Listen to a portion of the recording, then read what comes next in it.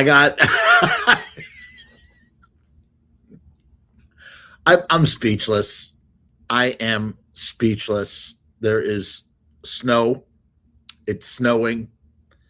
I was like sitting here. I'm trying to like, what am I going to do tonight? I'm going to do something. It's the snowstorm. I'll do something. It's a good time to go live, to do something. I got nothing. I literally got nothing. I don't know what the fuck. I don't got nothing.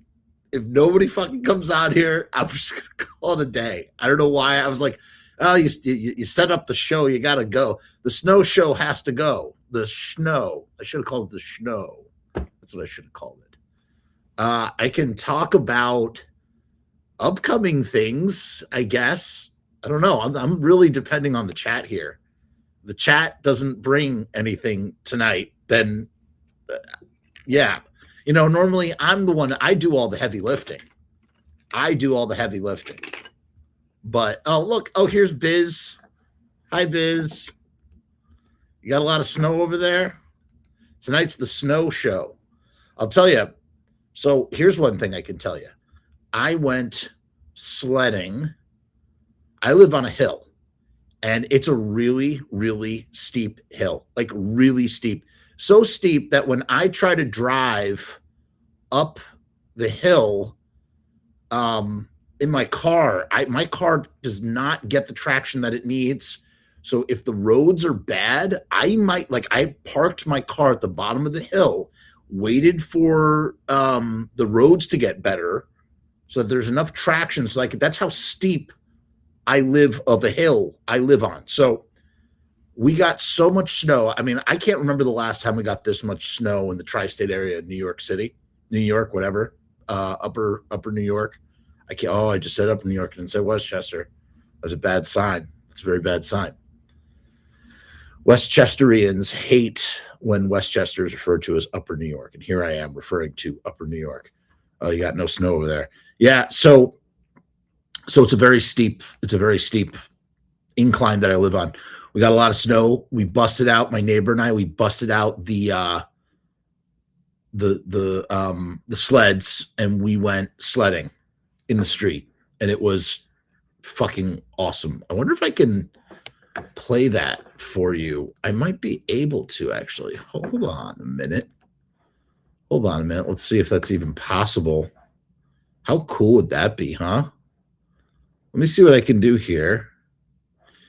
Let me see. How would this work? Here's the videos. Yeah, look at that. All right. Ready? Yeah, I got the videos right here. How would I? Yeah, we did a lot of cool stuff today. We played. Yeah, I'm going to try this. Let's see if this works. So what happens? What do I do? Okay, there we go. It's not going to let me. Yeah, it's right here. I don't know if this is going to work. I mean, I could try. Could definitely try. Let me see. Let me see how I can do this properly. Neighborhood sports. We are. All right, let's give this a go.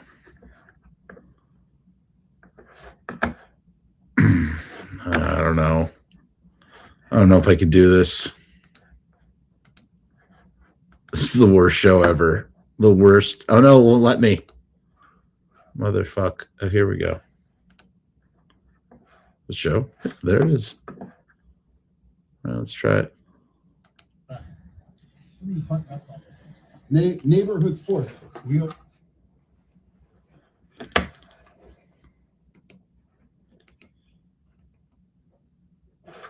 That's not the steep hill, though. That's not how steep the hill is.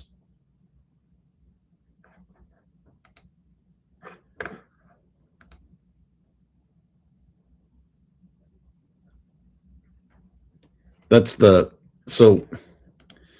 shallow part of the hill. There I am.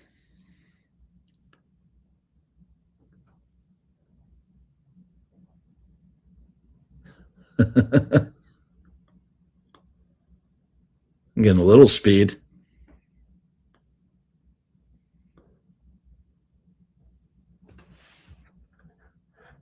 Let me tell you what, though, I ate so much snow. The snow went physically into my mouth and down my throat.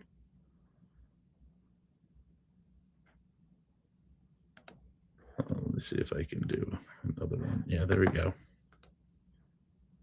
All right, so that's me at the top. So this doesn't look steep, but this is very steep. And man, you really gain speed.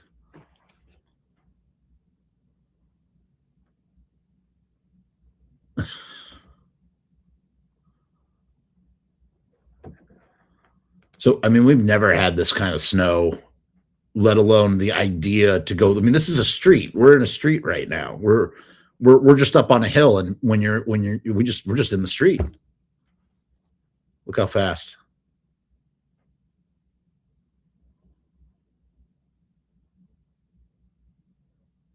It doesn't look fast. I'm telling you, it's fast.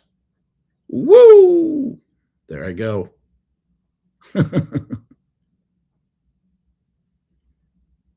Yeah, it was a lot of fun. That was a lot of fun. Okay. Oh, we have an interesting question. Yeah, let's take a look at that. Okay. Hold on. Dave asks, am I stoked on Kathleen Kennedy stepping down? And the answer is yes. Yes, I am stoked.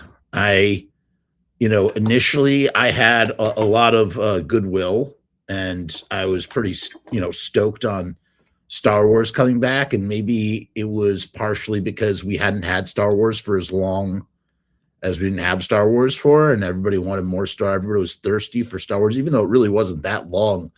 I mean, the last Star Wars, the episode 3 came out in 2005. I mean, it hadn't even been 10 years when the next movie had come out. So it really wasn't that long of a time. But let me tell you, those 10 years, it felt like a long fucking time.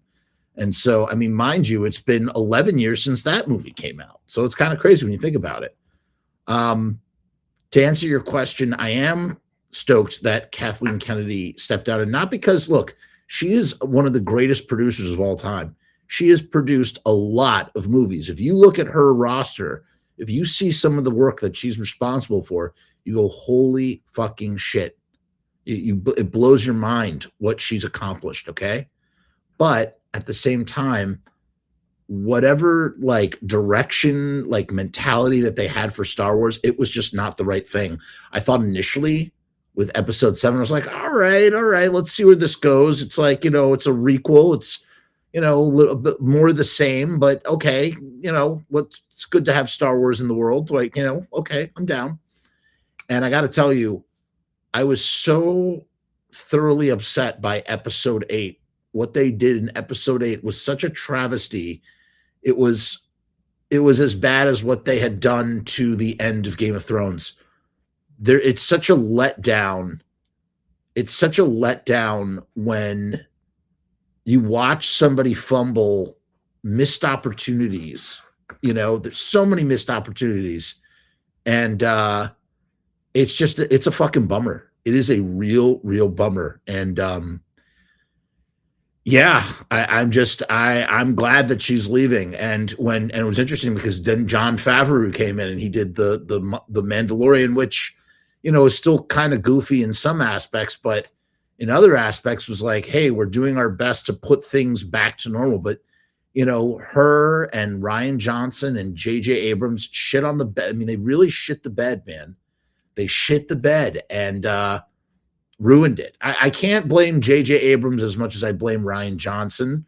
Although I think from the beginning, J.J. Abrams should have said, hey, I'm going to direct all 3 of these movies. Or, hey, it's like, dude, if you're making a brand new Star Wars trilogy and you're going to take on that kind of responsibility, have a fucking plan.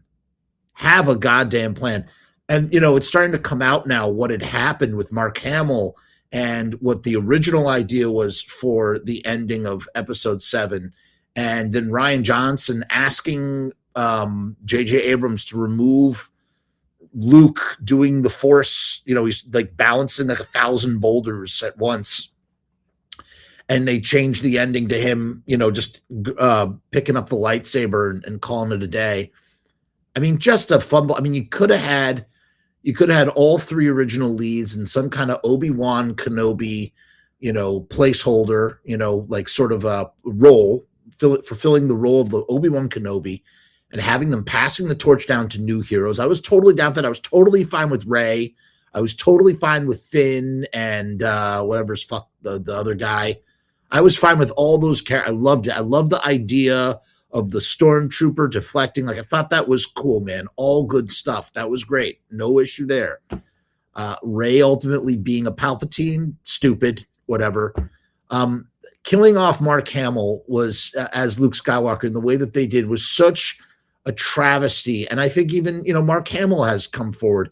And I hope Bob Rose never watches this, because I know it would infuriate him, because he respects Rian Johnson's entry.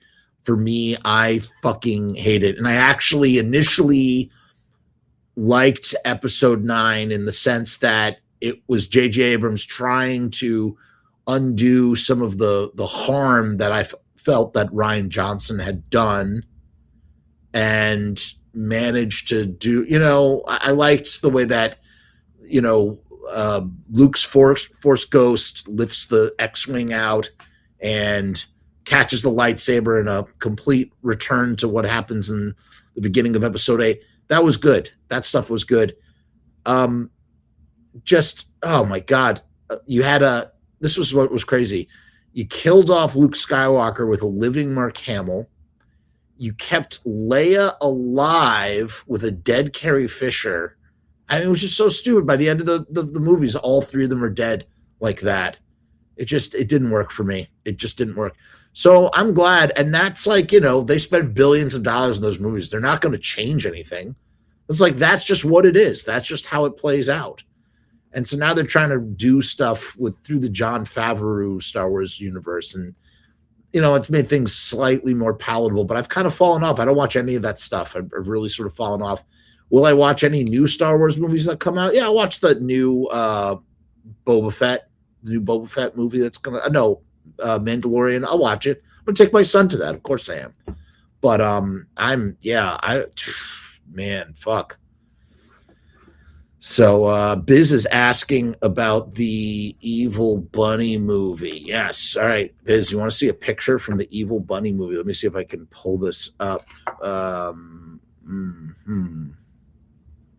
Evil Bunny movie. Yeah, here we go. So this is a scene from the end of my new film that I am making. That's right.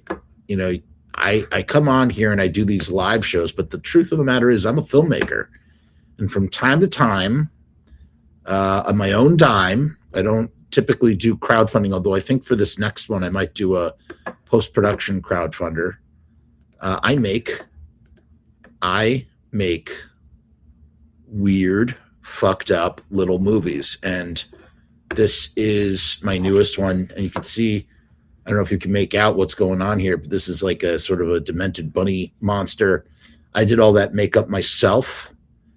And I'm pretty stoked. I'm stoked with how it's coming out and everything. And we'll see. It's all still very touch and go.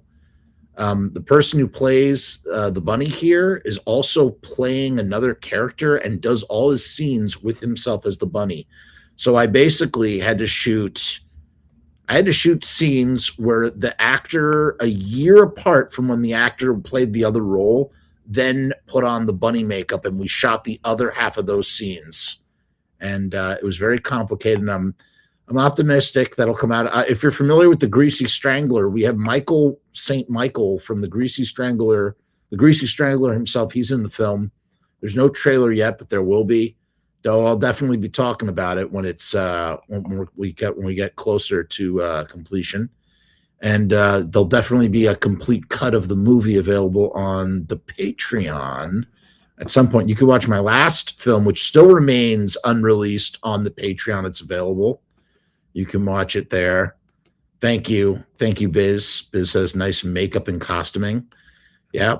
Yeah, it was very rewarding to do. It took a long time. It took about three false starts of shooting before we had the makeup right where it was supposed to be, and it was just a lot of layering and caking on of makeup. What that is, that's chocolate sauce and cocoa powder and coffee grinds all sort of mixed together. Now the movie is going to be in black and white, so just if you desaturate this, imagine what that's going to look like. It's going to be hopefully more bananas than it is now. So we'll see. We'll see. But yeah, that's a photo I actually was looking at today. And I just realized it says 100% cotton right here, which is great because he's a bunny. Get it? Cottontail. That's nice. Let's do a quick sponsor break. Oh God, this just put this out of its misery. If you need stickers, go to riotstickers.com. That's it. That's all I got to say. You get 1,000 stickers for $79. The link is down in the description. It's great. Sharpie Riot, great guy. Great to work with. Hey, man, fucking vinyl stickers, UV coating. It's fucking great. By the way, I got another installment of John Christ is coming, okay? And if you're a Patreon or YouTube member, you can already watch that. That's available to watch right now. And then I'm beginning to talk about the next session with John, and that should be very interesting. Let's just say that will be a very interesting one if everything comes to pass the way the way I want it to, the way I'm hoping for it to. And also, we read novelizations on this channel, and the next installment, chapter 5 of Mad Max: The Road Warrior, that'll be coming very soon. If you like Return of the Living Dead, we did the Return of the Living Dead novelization. That was really fun. Let's go to a quick message from our sponsor, and we'll be right back with more nothing, because there's nothing going on this show. Riot stickers, we are the bomb. Riot stickers, we are the bomb. RiotStickers.com. We are the bomb. Riot stickers, we are the bomb. Riot stickers, we are the bomb. RiotStickers.com. We are the bomb. We are the bomb. We are the bomb. We are the bomb. All right, we're back. That's a promise. That is a promise. Someone's asking, Dave is asking, is there still a came from Lodi doc? Oh, is there still a came from Lodi doc? What's the plan? There's a plan. There is a plan. I can't put that plan into action until I finish this bunny monster movie I was just talking about. Once that's put to bed, then the other plan can come into action. And until then, I can't do anything, talk about anything. But yes, there is a plan. Yes, there is a plan. Biz says, coffee and chocolate sauce. How hard was it for the actor to keep from licking his lips? Oh, Jack, he wouldn't stop licking his lips. But it wasn't so pleasant because he had like black paint. There was black paint underneath the chocolate sauce and the coffee grinds, and the chocolate, the unsweetened cocoa powder kind of bakes it all in together. And it's interesting, and so it didn't taste that great. But yeah, when you put the black underneath, and the same thing with his eye socket, I colored that in with the Sharpie, and what that does is it kind of creates like a sunken in. It gives depth. It gives depth. So that's something I learned. 2026. I guess you mean for the Lodi thing. I might be able to start in 2026. Okay, I can start. Wouldn't be able to start until the fall. Again, I have to finish my Shadow first, which is the bunny monster movie. I can't do both at the same time. I just can't do it. In addition to doing, live streams, which I've really cut back on quite a bit, because I've been doing some of these interviews. I got these interview things that are pretty great, and I can't talk more about it yet, but we'll see. we'll see. I think we got some pretty cool stuff planned for this year, but I can't talk about that. Can't talk about that yet. So we'll see. I'll tell you, I'm trying to get Zombina and the Skeletones to come back on. It's just really hard because they are on the other side of the pond in Liverpool. It's very difficult. But I love that they're like out there making music and being creative. It's like wonderful. Really blows my mind that they're just doing stuff. They've really never stopped, but they have these periods of inactivity and then they come back on strong and it's great. And I'm just stoked for them. I didn't know that. Taught me something new today. Yeah, well, I mean, look, I'll show you. Again, let me bring this photo back up. I mean, look at his eye. See how it's, and this was just a sort of a casual photo. Notice this too. I mean, it's a little flat, but like he has a stocking over that eye, and then that was colored in. And so when everything's lit properly, you get this really cool, it gives it a little bit of depth and dimension. Same thing with this. The mask is like raised. I'm shooting this straight on, but when you turn it to the side, it's kind of like sunken back a little bit. And this is the very last scene. This is actually the death scene. His mouth is full of chocolate sauce. And you can see that axe behind me, has the axe buried into his head. And yeah, I don't know how it's all going to come together, but it's all shot. It's all in the can. We have 2 more scenes to shoot. One of them is the biggest scene that like I've ever attempted to do in my life. Like it's a really, really big scene. Involves a lot of party guests. And it's going to cost a lot of money. And yeah, I'm hoping I can pull it off. But I think I found a place to do it. And yeah, we'll see. We'll see what happens.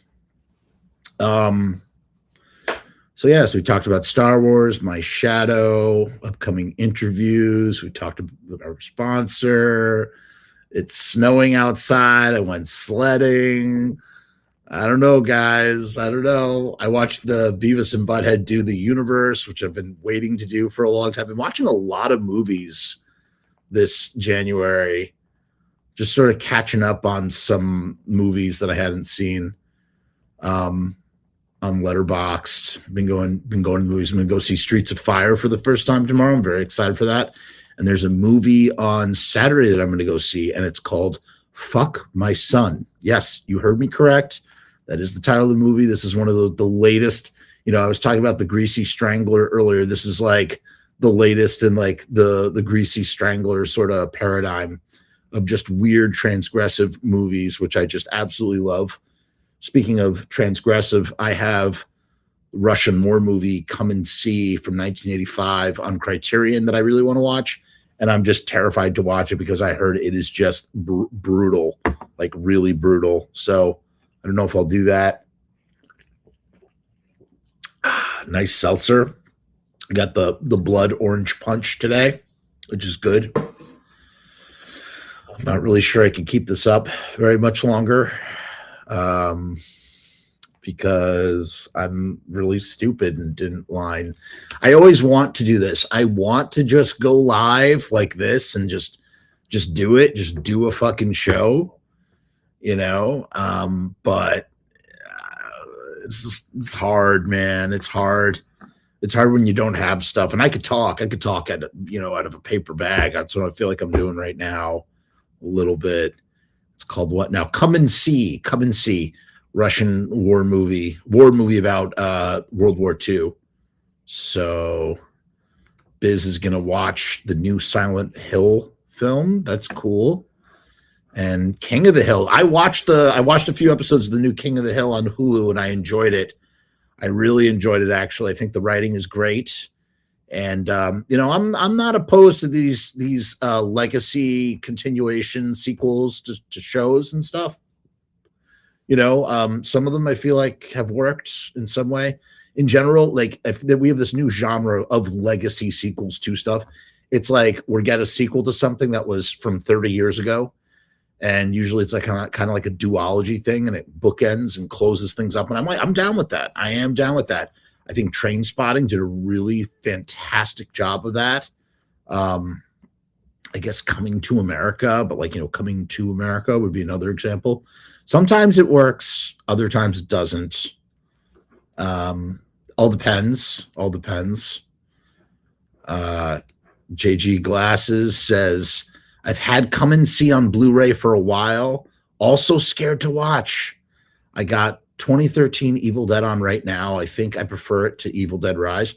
I've been wanting to revisit the Evil Dead remake from 2013. I haven't seen it since I saw it in the theater, and I just haven't done it yet. I don't know. I keep every time 31 Days of Halloween comes up, I'm like, I got to do it, and I just don't do it. I am terrified to watch Come and See because I've just heard it's considered to be just one of the roughest films in the world, like really rough to watch, and not in like a funny kind of way. My friend Nathan Ludwig, who's been on the show several times, he comes on and we talk movies. We talk about how like a Serbian film is like a comedy to him. He views it as like a comedy, and I could see why he would say that. Come and See, and he recommended Come and See to me. Come and See is like not there's none of that apparently, and yeah, I've tried to stay in the dark as much as I can about it because I really just want to go in and experience it. But I just have I've been circling that drain for a long time, and I'm just eventually I'll get the guts to sit down and watch it. South Park, have I seen the new ones? I never miss an episode of South Park. I watch them all. They all kind of blend in together for me. Like it's really hard. I've watched every single episode of South Park ever made as they came out, starting back in '97. So it's a show that's been with me for a long time.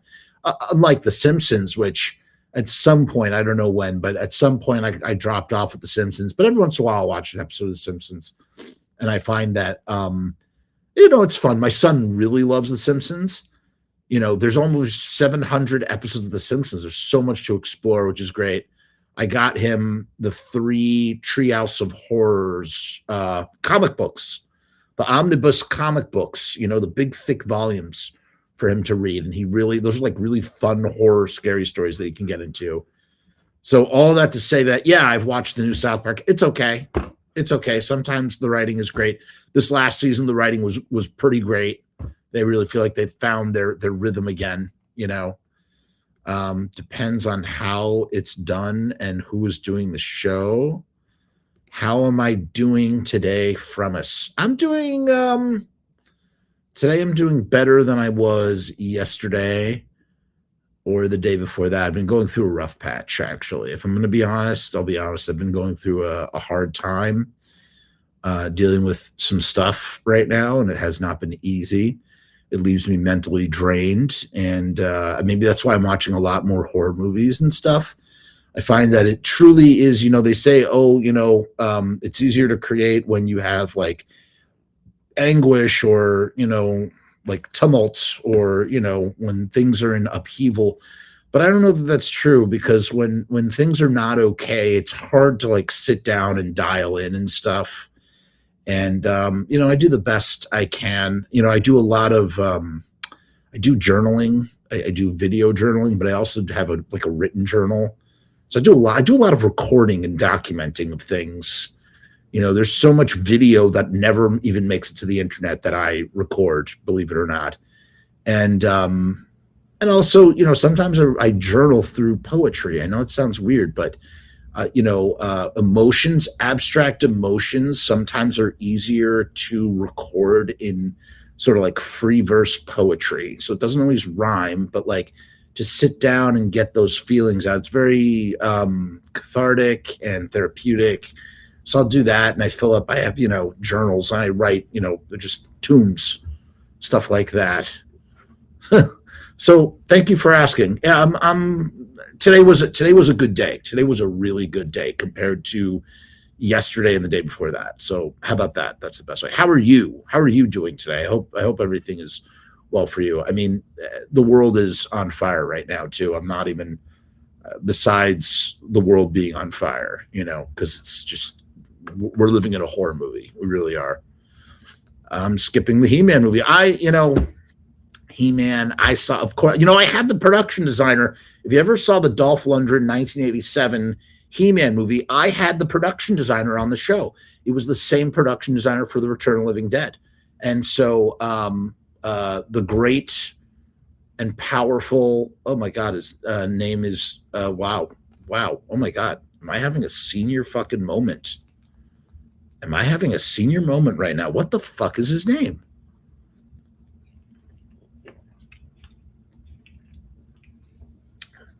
This is going to really bother me now. And I feel horrible because I had a whole conversation with him. Great guy. Production designer. It's on the tip of my tongue. Hold on. This is going to really bother me. Production designer of Return of the Living Dead is, what the fuck is his name? Not Dan O'Bannon's the writer director of Return of the Living Dead. Fucking holy fuck. All right, I'm gonna look it up. This is gonna really hurt me to look this up. Am I going senile?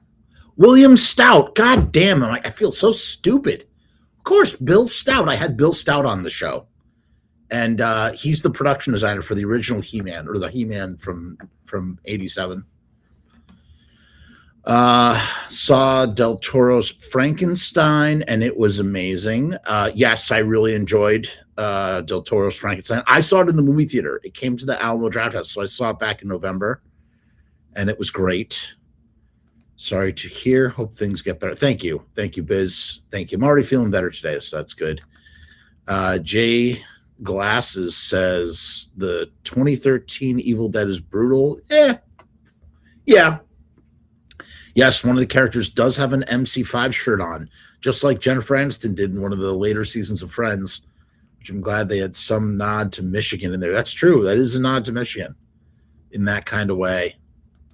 Trash Can 2112 says, I'm doing okay. I just did a show with my band, did a whole bunch of Misfit songs, and I hope everything gets better. Thank you so much. What's the name of your band? What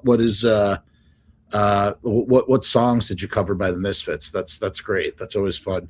Misfit songs are always fun live, and I hope your show went well, all well and good and such. Yeah, you don't understand. I'm running that every time. I'm keep it going. I used to sit down here and I used to do this for hours, and I'm now struggling to even put a half hour together. What's up with that? When did that change? I don't know. I couldn't tell you. I could not tell you. I could tell you that you can watch some of my new movie, or some of my movies are available on Bloodstream TV. Bloodstream is a new horror movie service that you can watch ad supported. So it's kind of like Tubi. It's kind of like the new Tubi, but for horror movies. And it's called Bloodstream TV. And you can watch 2 of my movies. My feature films are available ad supported for free on Bloodstream TV. You can watch through Roku. Check it out. They got everything on there. They got everything. So give that a check out. Check that out. I've been discovering a few new modern musicians. Like who, Biz? Like who? Open Casket. We did Astro Zombies, Night of the Living Dead, and the whole Walk Among Us. Wow. Damn, dude. That is a significant. That's more than just a few covers. That's like it sounds like it's like the centerpiece of the set list, huh? For discovering modern music, I have my favorite thing is on Spotify. I have the discovery. I have like a discovery playlist that populates through Spotify. That has been wonderful. I've discovered so much wonderful music. I mean, the Spotify algorithm really gets me, and I really love it. I do.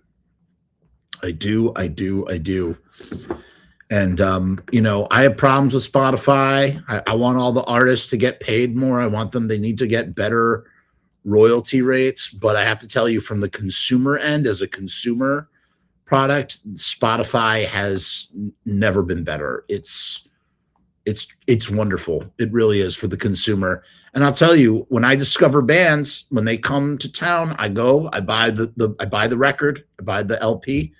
Shilpa Ray. I discovered Shilpa Ray on Discover Weekly on Spotify.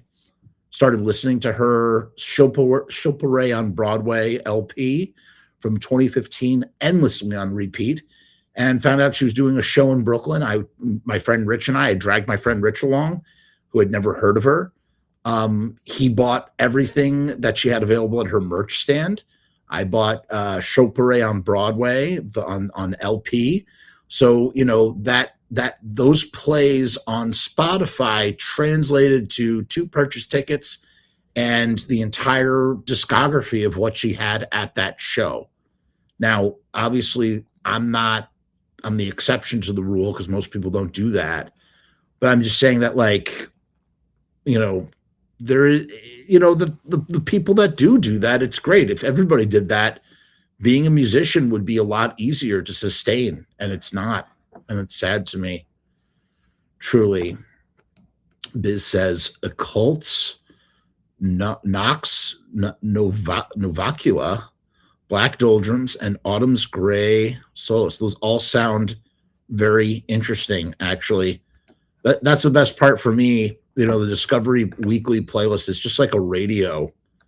You know, it's just a really nice radio station, and you just put it on and just let it do its thing. And, you know, you're like, oh, what's this? Oh, what's this? You know, it's great. It's good. Wonderful. Yeah. Oh. You know, I was trying to find a video. Like, I don't know if any of you watched the Bagel Boss episode we did, where we dissected that video from the Bagel Boss. That was so much fun. It wasn't a very popular video. And let me see, actually, I'm kind of curious now to look. Bagel Boss isn't doing great. I just wish we had more guys like the Bagel Boss out there. We could get, you know, these people, as the kids say, crashing out. Go watch the Bagel Boss show on my, well, here it is. Yeah. This was okay. 379 views. I mean, it's not a lot, but here, I'm putting this in the link in the description. This was one of my most favorite live shows that I've ever done on this channel. The link is in the chat right there. Watch this show, Bagel Boss, the Ballad of Albert Coelho and Chris Morgan, and just dissecting this video. It was great. It was a lot of fun. The twists, the turns. I just, like I said, I wish that there were more sort of like viral videos like that I could find and sort of dissect like that. And there just aren't. That one was like an opera. I felt like we were watching an opera, and it was great. Cool trash can. Trash can, what are you referring to? Biz, I'm not sure what you mean, trash can.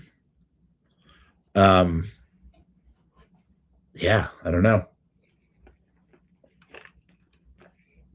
I'm surprised that the show's even lasted 38 minutes. I feel like we haven't talked about anything except nothing. Talked about literally about nothing.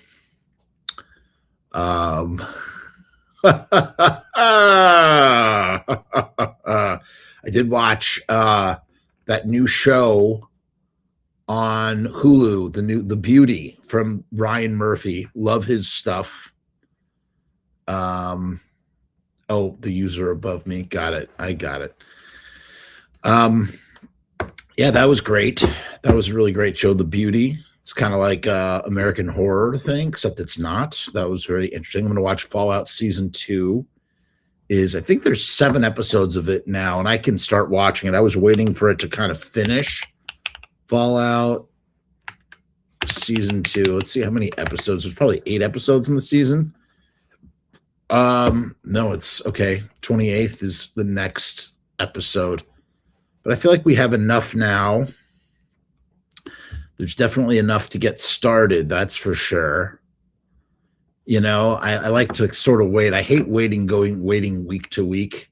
I mean, look, I like appointment viewing and all, but at the same time, can be leave me feeling very impatient. How about that? Be the best way to say that. Oh my God, there's a new sequel to Darkman. What? No way. You're kidding me. Oh my God.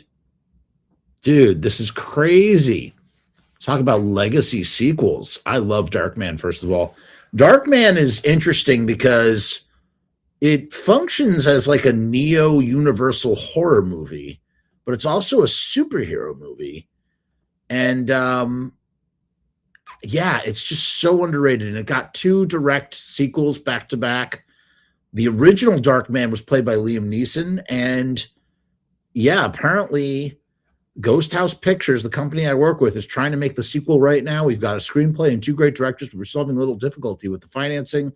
It's always the same in the movie business. There is a new Sam Raimi movie. It's a horror movie, and it's coming out on the 29th of January, and I cannot fucking wait. It has been a long fucking time. It's been 17 years since Sam Raimi has done a proper horror film. The last time he did it was Go to Hell, which was such a great, just flawless friggin' horror movie that is really effective. Talk about really effective PG-13 horror. I used to get so mad, and I hated PG-13 horror growing up. And now, I guess, as someone who has now told stories and made movies, and like, I don't know, I have a newfound respect for telling a really effective story through PG-13, through a PG-13 rating. And Sam Raimi, it's really effective, really, really, really effective, the way that he does that. Biz says, my boyfriend is looking forward to Supergirl and Lobo movie coming up. I don't know Lobo and never liked Supergirl. Supergirl was fine. The chick they have playing Supergirl, I think she's super cute. She was in House of the Dragon, Game of Thrones, House of Dragon. And Lobo, the main man, the Bastich, he's going to be great. Jason Momoa is going to be great as Lobo. I was not too keen on the new Superman movie. It was okay. I know that like the Snyder Bros, like the Snyderverse, they're very toxic, sort of like assholes. These guys. I gotta tell you, I kind of prefer the Zack Snyder DC universe and DC. That's not true. I do like some of James Gunn's stuff. I like the Suicide Squad. Uh-oh. Should not have said that on YouTube. Can't say that word on YouTube. One of the forbidden words to say on YouTube. Damn it. Well, whatever. It is what it is. I also like the Monster Squad. What was the Monster Creature Commandos? Creature Commandos on HBO. It's great. Peacemaker is fun. But you know what's funny? I feel like all of James Gunn's, quirky, comedic, Guardians of the Galaxy storytelling sensibilities, they did not work for Superman. That's another thing that my friend Bob Rose would take me to task for. This is the last question I'm going to take, and I'm actually going to wrap up the stream. What is my favorite horror movie? And the answer is, what is my favorite horror movie? I do get asked this from time to time, and to sit down and actually decide on one singular horror movie would never work. It's like, look, if you cut off one of my fingers, if you cut off 2 of my fingers, it would hurt just the same, right? There are just some horror movies that I could not sit and granularly tell you that I like this horror movie better than this horror movie. They are just different facets of things that I love. And so I couldn't say that Dead Alive is not my favorite horror movie, as is Evil Dead 2, Dead by Dawn, as is Dawn of the Dead, right? As is Reanimator, as is Return of the Living Dead. However, for argument's sake, I will say, or Fright Night, or The Fly, or The Blob. From Dusk Till Dawn is definitely a contender. Demon Knight, so for argument's sake, to sort of answer definitively and singularly, I will say that Night of the Living Dead from 1968 is my all-time favorite film of all time.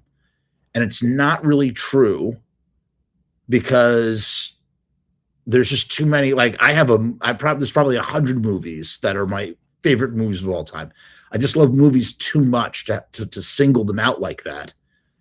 But if anybody on the spot, gun to my head, like, what is your favorite movie? I'm going to say Night of the Living Dead. It's just Night of the Living Dead.